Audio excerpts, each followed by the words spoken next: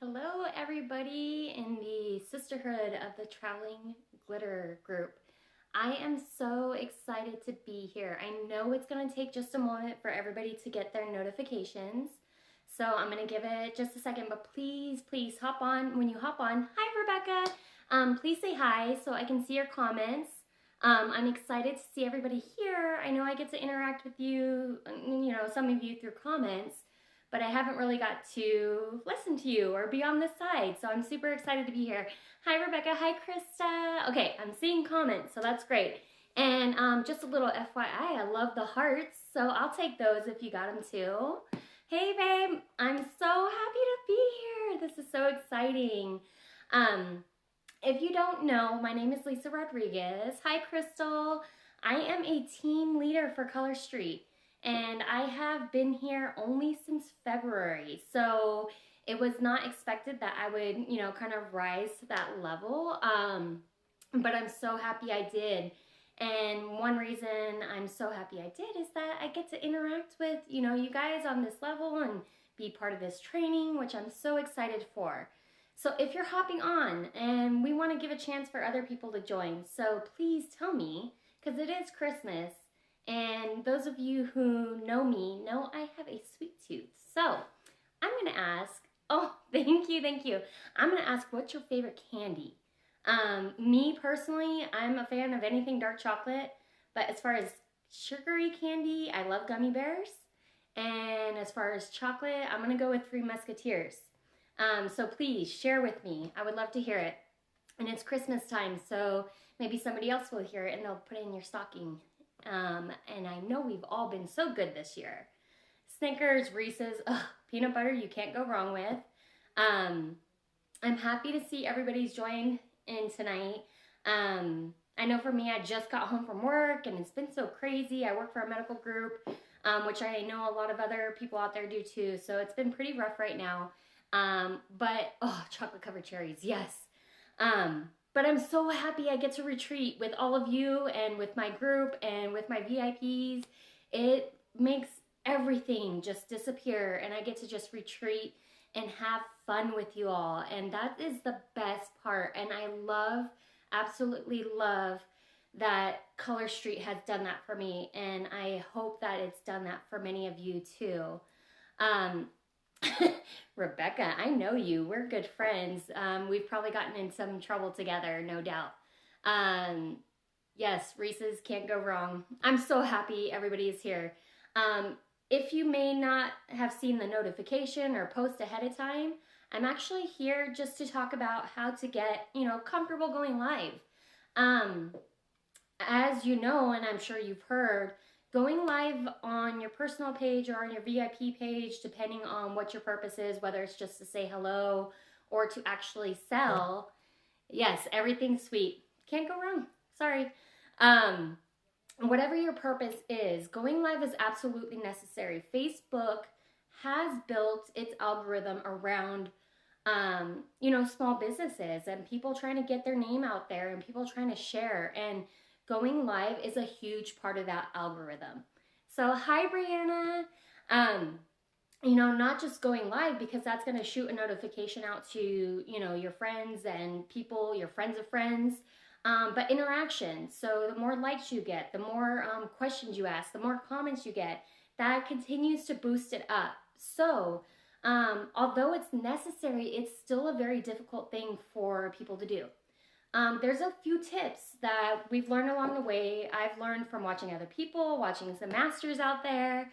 And, if you do any kind of tutorials, there's a bunch on YouTube to help you out. But in the meantime, I'm here to help you out. So, like I said, I signed up to be a stylist in February of this year, right before COVID. And I was so excited to have a launch party. I was going to have people over my house. We were going to have mimosas. Because I am much better face to face. That's just who I am. I was never the type to do like little videos on Instagram because I was so self-conscious. And when I signed up in my first application on my sister-in-law, Kristen, who is now also a stylist, Rebecca, my upline, took my phone and went live. She basically forced my hand to it, and I'm so thankful she did. Um, really, the best part about Facebook Lives is that they're just real and honest. They see you in the moment, they see you for who you are, and they, appreciate being part of your life, especially in those people who know you. They get to be part of where you are. Like now, you guys are all part of my living room, my Christmas festivities, and I love that. And, your audience will love that too. So, if you have not done it, I want to give you some tips to try to make it a little bit more comfortable because it can be very intimidating. Yeah, Sabrina is amazing at going live, especially on her social media, which I love. I absolutely admire that about her. And to be aware of it, to actually go and do it, that's half the battle right there. So, first things first, I'd say equipment's number one. Although, having a ring light is not necessary, you could totally do it without it. It's my biggest recommendation because I remember my first couple times I was trying to hold my phone. I had it propped up on some stuff and it was falling over, and it made my nerves just racked, wondering what was going to happen to my phone while I was recording. So that's my number one recommendation. It's okay if you mess up. That's what we're here for. That's real life. We don't speak perfectly in real life. Why should we have to do it on live? This is unedited. Thank you, Kelly. So make sure you have at least decent equipment to help you stay sturdy during lives, especially if you're picking up stuff. You don't want your phone falling over. The other one, good internet connection. That helps. I know it's hard in some areas, but it's worth it to me to boost it up because I really want to make sure that my audience, gets the full effect and they don't just log off because they can't hear us or, it's too choppy, so they just forget about it.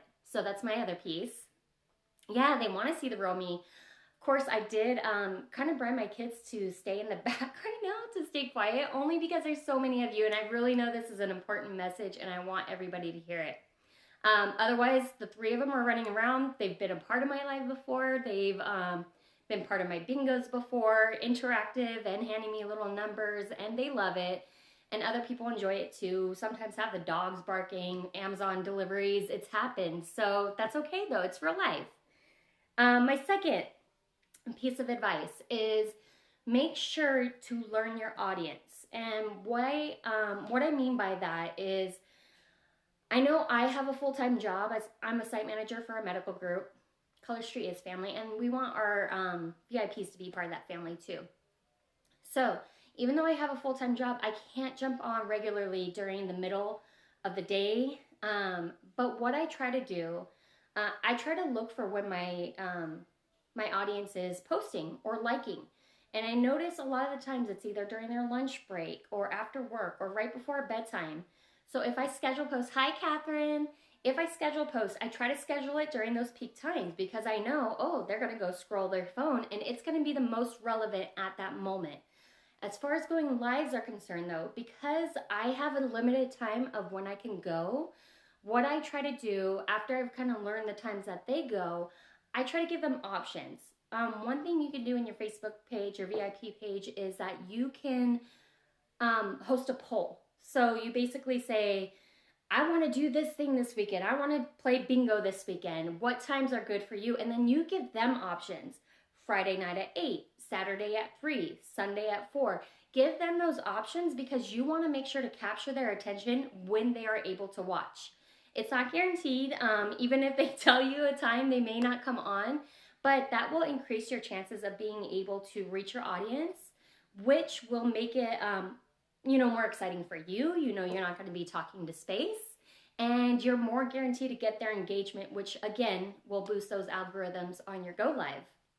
So learn your audience, reach out to your audience, talk to them, maybe send them messages one-on-one and say, hey, I really want you to be a part of this. What times are good for you? So it's not all about us. We have to accommodate them as well and make sure that they're a part of it. And Krista's right. It's more personal to them. We care about them. It's not about us. It's about them. So make sure to reach out to them, learn a little bit more about them, especially if, this is your kind of new at this and want to know what's going to make it most successful. That's a key point. And exactly, Rebecca, you're jumping ahead in my notes. I'm going to get there. So the next piece, and you may have noticed if you were here at the beginning, if you're not, you could always run back to the beginning after this. Do not give it more than a few seconds after you go live. The last thing you want to do is they jump on and you're sitting there like, okay, I'll just wait. I'm waiting. Jump into it. Just start going. Start talking as if they're there.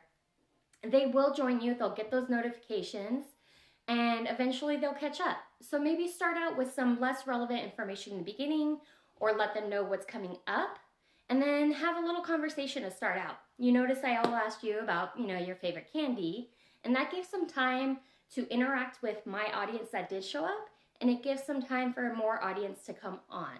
So, fills the time, makes it less awkward for everybody. Yep, just start. Go into it. And if you're talking to yourself, that's okay. I've done it plenty of times. It all works out in the end. If they're not watching now, they're going to watch it later. So let's not have that awkward silence. They're going to jump right off. Recognize your viewers. I've been doing it throughout. The most important time to recognize it is obviously in the beginning. You want to say hi, ask them to comment so you could say hi. It does give kind of like little bubbles when people jump on, but sometimes you can't catch it or recognize the face, especially if they recently changed their picture. So ask them to say hi, and that way you can recognize them. It makes them feel special. Believe it or not, you probably have some fan girls and fan guys out there who are so excited to see you. As much as you don't like showing your face or hearing your voice, they love it. They're your friends for a reason. So they want to see you, and they love being part of that moment with you. And guess what? They admire you too. They admire you for having the guts to go on live because it's something that they can't do themselves or don't know how or have never taken the chance yet. So you doing this is not like, oh my God, don't look at me. They admire that about you. So go with it, recognize them, bring them in. This is why we call it engaging, because we want to make them a part of this experience. It's a lot different than Zoom, where you're kind of going back and forth. Hi, Melissa. You're kind of going back and forth. This is, a one-person show, but we want to bring them into it without, making them feel unrecognized. Everybody wants to be recognized, and they want to be part of the show without having to be on camera. We get to be on camera. They get to enjoy it. Thank you. I had to go with my whole, motif here. So next point, and look at how convenient. My next point is to keep bullet points on hand. And look at what I have. I have bullet points on hand. How do you like that? It's not for every live. I could say 95% of the times. Krista, you're never nervous, but it's okay to laugh it off. And with your bullet points, you can refer back to those and be completely honest that you're referring to bullet points because you want to know, or you want to let them know that you want to get all the information to them that you intended. You don't want them missing out on anything important. You want to make sure that you've touched all your points. I know I personally can get a little squirrel brain when I'm reading comments, but I don't want to miss out on anything either. You could feel free to let them know, okay, I'll check comments later, I'll get back to you, or if you say this, I'll make sure to read through it and reply to you afterward, after you've already had your opening. But if you do have a lot of relevant information that you want to touch on, keep those bullet points. It's helpful. It helps you keep on track. Don't have it word for word because nobody wants, Rebecca knows what I'm talking about. Nobody wants to hear you read a book either. So just have your bullet points. You could take a quick look and be like, oh yeah, that's what I wanted to touch on. Yes, bullet points. I don't do it for every one of them, but this one was important, so I wanted to make sure to do it for sure. My next one. It's difficult to gauge your time sometimes. But watching your time, seeing when you come on is another part of that importance. Sorry, I'm all congested. Good old sinuses. Watching your time is important. Depending on the subject, depending on what you're there for, you want to make sure to keep your, making your live intentional. That's awesome. I love that. And that goes with this point too. You want to make sure to keep that audience engaged the whole time. If it's bingo or some game you're doing or a flash sale, those tend to run a little bit longer because you're constantly, having action out there. But if you're jumping on to give them a piece of information or just a chit chat, if that conversation isn't isn't continuous, they could lose interest really fast. So if you want to give a quick piece of information, try to make it 10 minutes because that still helps your algorithm. That gives time for it to boost, especially with comments. But if it's not relevant information that, they need to be there for, don't let it go an hour, because then you have a lot of those awkward silences. You have a lot of those people logging off and then you're just kind of waiting to get back on. So make sure it's information that, is consistent throughout the whole time. If it's useful information or a big game, usually those are going to be, about 30 minutes or so, just depending. If you drag it out forever and ever, people are going to check out. I know I do sometimes. So we want to keep them engaged. We want to keep that conversation rolling. My next point, I hope I've done pretty good at this, but you want to keep that energy up. It's so difficult to remain enthusiastic when you're talking to yourself, and I know that. I get it. Sometimes I have to make sure I get an extra shot of espresso before I have a good live going on. I may or may not had late coffee today, but that's okay. We want that enthusiasm. We want to keep our energy up here. Not everybody's, thank you, Kelly. Not everybody's pumped up all the time. I'm not, especially after a hard day at work. Sometimes I'm just like, I want to put on my pajama pants, chill in front of the TV, which is completely okay. We need to make sure to push that energy out when we commit to going live.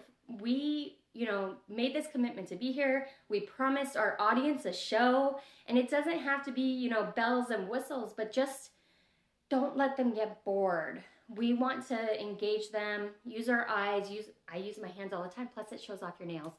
That's just a little hint I use. But we want to make sure that they're pumped up, they get excited, especially depending on what we're talking about. We want to recruit these people, and you want to keep that energy up. You want to make them want to be a part of this. So depending on your subject, you're going to have your energy level kind of match that with it. So, whether it's, just a little piece of information, you could keep it casual. Whether it's, something exciting, you want that energy to match what you're going to be talking about. Just show up and commit. If you're planning ahead of time, if you ask them, what time is good for you? What time can you make it? And you say, okay, I'm going to go live on such and such. You commit, you show up, and you bring it. So, my next one, be yourself. No matter who yourself is. Nobody's like me. Nobody's like you. The reason your friends are in your group is because they like you. They're friends with you already. They're coworkers with you. They're family. They are there for you. They're not there for somebody like me. Otherwise, they'd be in my group. They are your friends, your people. They love you for who you are. You don't have to worry about, looking 100% or having a weird voice, because I always am self-conscious about my voice and my congestion. But guess what? They already know that about you. So why be self-conscious about something they already know about you? So make sure to be yourself. If you have kids, they know you have kids. They are going to expect them to jump in every now and then. And in fact, they'll probably get excited to see them. Everybody loves Stewie, Sabrina's doggy. People love your life and they love you. So there is nothing wrong with being yourself. We want to be real because they're watching us live and they're not going to believe us. It's not going to be credible if we're trying to be something we're not, because they know the real us. So you want to remain 100% you. My last point. We want to be, yes, unapologetically you. Be you. My last point is consistency. The more you do this, the more comfortable you feel. Oh yeah, okay, I'm like that too. Like I said, squirrel brain sometimes, but I just love engaging with everybody. So, to be consistent and to feel comfortable going live, continue to do it over and over and over. No matter how awkward it was, no matter nobody showed up, what do I do? How come nobody, talks to me when I'm on there and I'm just talking to myself? continue to do it because that's the only way you're going to warm up to it. I remember when I went to college, they had us doing a presentation every single week. And I am so thankful in hindsight that they made us do that, because I've learned that you just get up there and talk. And then you just become comfortable talking. As I talk about my kids standing here. You just become more comfortable talking. And although you still have those nerves, like Krista said, you're still going to be nervous. You just have practiced so much that you've learned to how to overcome those nerves, how to, take a swig of water when your throat's dry, how to laugh off when you mess up your words. You just start getting comfortable. Like I said, I only started, doing Color Street in February. Never had gone live before that. Never had really done Instagram stories, or if I did it, they were of my kids, not of me. So although I spoke in college and at work, I have to do, you want to say hi? Oh my goodness, look at this messy face. Even though I got comfortable doing that for work and everything, I was not comfortable doing it for social media. So I had to basically learn how to look at myself on a camera and not look at myself. I'm not looking at myself. I'm looking at my audience. So my point is, the more you do it, the more those nerves go away. And the more, you start saying, okay, it's not a big deal. Okay, I'll just jump on for 5 minutes and say hi. I've even gone to the point now of having happy hour with my girls and just chit-chatting. And I'm talking to myself, but I'm reading their comments. And we're all just kind of laughing things off. Everybody says hi, Roman. So just make sure to consistently go live. Keep pushing yourself. Keep trying to get out of your comfort zone. And eventually it will come more naturally. Try not to put too much pressure on yourself. Try not to say, oh, I have to remember all this stuff. Just try to remember those key points and practice over and over and over. The more you do it, the better it feels. And which is why I've been able to jump on with you guys, knowing that there was over 700 people in this group, but whatevs, no big deal. So it's been such a pleasure. I love all of you. I absolutely love being part of this, team, this group, this, empowering team. I absolutely love it. We are here for you. We are here to help you. We are here to kind of give you tips, guides. If you need a link to that ring light, I'm more than happy to do that. If you need somebody to talk to, somebody to practice with, I'll practice with you. Let's do it. I hope, thank you. I'm very lucky to have such a supportive upline and team that, has my back and comes and watch me while I do this. Reach out to me, reach out to your team, reach out to your lead. We're all happy to help you and we want to see you succeed. And I hope you all have a Merry Christmas. I'll be going through these comments later and thanking all of you personally. And I appreciate all of you. All right, have a Merry Christmas. Have a good night.